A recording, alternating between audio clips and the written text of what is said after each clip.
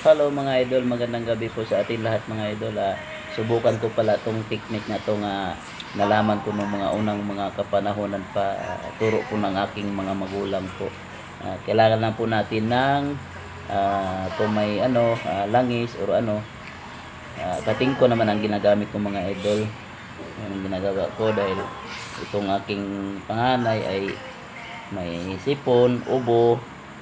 Ayan, minsan pag ako naman sa sarili ko ang ginagawa ko po hindi minamassage ko na lang ang aking sarili. Yan, ganyan lang po mga idol.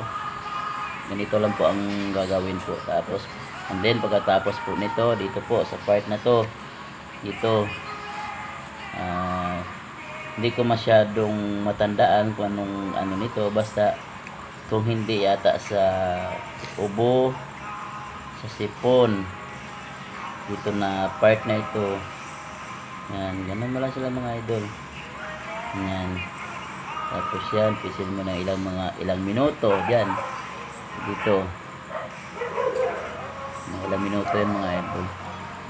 At kung nagustuhan mo po ang aking video, pa-like na lang po ang comment and share. Ganun din dito po. Ganun din dito. Yan, minsan pag ako ay masakit ang aking ulo, yan yung ginagawa, yan pinipisil-pisil ko, ako'y inuubo, sinisipon, yan po. Kasi malaking tulong din po ito kasi ganun po din yung gamot, malaking tulong din po ito.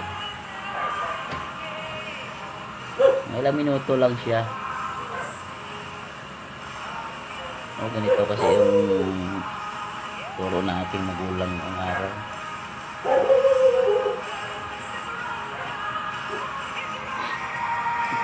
Ano pa yung medyo pa rin ang pakiramdam mo? Magsuog ka nga mamaya. Ano magsuog? Bakit? Magsuog tayo tapos mag-gargle.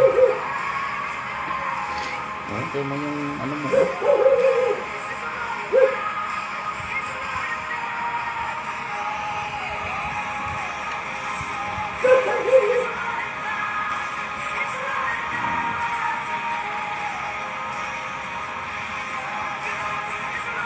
Dito sa lahat na ito ng mga daliri na yan, may mga ano yan dyan, may mga kanya-kanyang ano yan dito.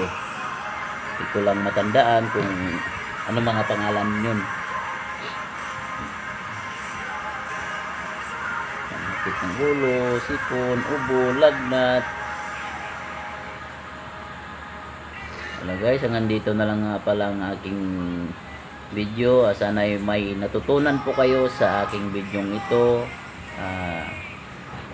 Maraming salamat po. Thank you for watching.